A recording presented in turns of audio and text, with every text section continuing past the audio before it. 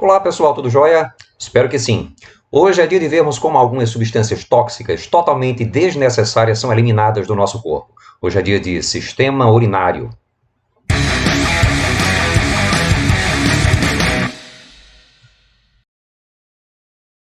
O sistema urinário ajuda na manutenção da normalidade no nosso organismo, da estabilidade. Ele é responsável por retirar substâncias como amônia, ureia e ácido úrico, presentes em grandes quantidades no sangue, que poderiam nos fazer mal caso não fossem eliminadas. Substâncias tóxicas também são eliminadas por órgãos do sistema urinário. O sistema urinário é formado pelos rins, dois órgãos que têm mais ou menos 10 centímetros de comprimento, bexiga urinária responsável pelo armazenamento da urina e vias uriníferas, antigamente chamadas de vias urinárias, que são representadas por dois ureteres e pela uretra. Os rins são órgãos que têm mais ou menos 10 centímetros de comprimento, estão localizados logo abaixo da membrana diafragma, na região posterior do abdômen, mais ou menos na altura dos cotovelos. Os rins são os responsáveis pela filtração do nosso sangue e retirada dos resíduos desinteressantes para o nosso organismo. Na região mais externa dos rins encontram as suas unidades funcionais, milhares de estruturas conhecidas como néfrons. Cada néfron é formada por uma cápsula renal, no interior da qual nós encontramos uma ramificação da artéria renal, e que vai formar uma estrutura conhecida como glomérulo. Quando associamos o glomérulo mais a cápsula renal, nós formamos uma estrutura conhecida como corpúsculo renal. A filtração do sangue ocorre na altura do glomérulo. Seguindo-se ao glomérulo, nós encontramos os túbulos renais. Seguindo-se ao corpúsculo renal, nós encontramos os túbulos renais, que se subdividem em túbulo contorcido proximal, alça néfrica, antigamente chamada de alça de Henle, túbulo contorcido distal, fica distante do corpúsculo renal, e túbulo coletor, que é responsável por receber a urina já formada.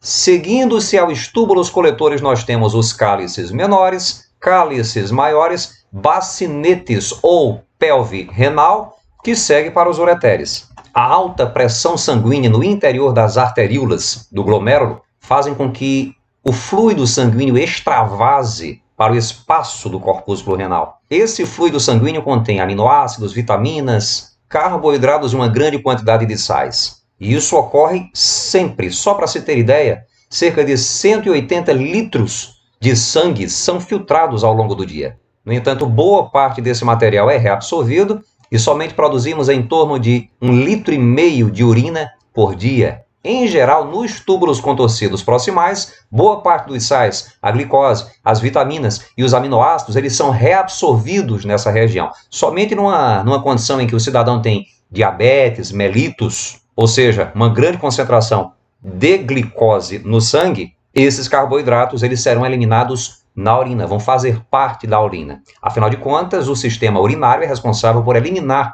substâncias ou nocivas ao nosso corpo ou que estejam em excesso no sangue.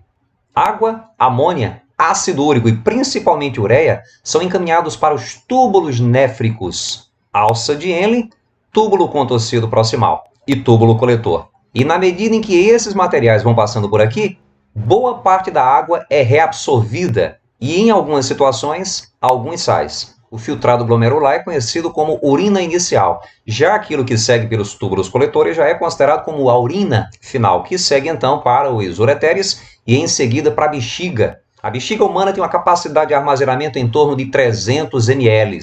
E quando ela atinge esse volume, você tem vontade de urinar. Então a parede da urina encaminha reflexos para o sistema nervoso central, que promove a contração da parede desse órgão e relaxamento do esfíncter urinário.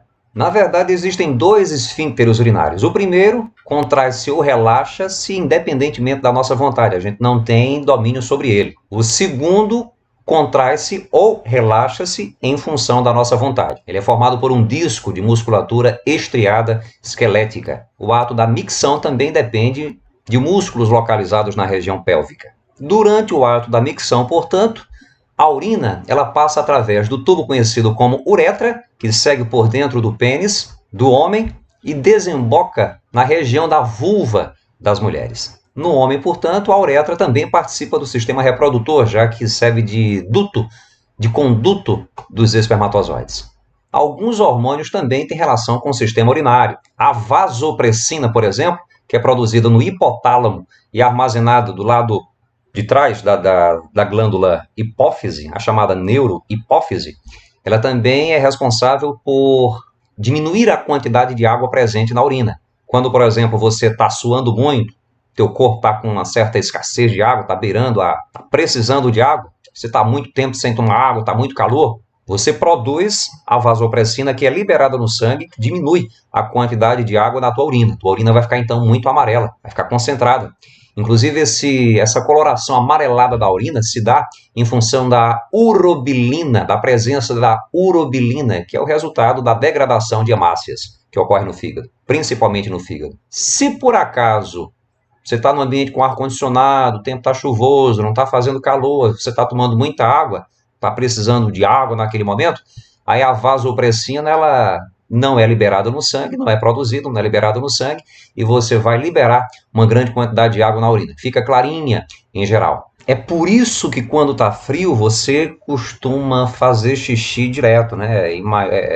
Com mais frequência, porque a vasopressina, ela deixa de ser produzida, e aí a urina aumenta em volume, né? Você absorve menos água.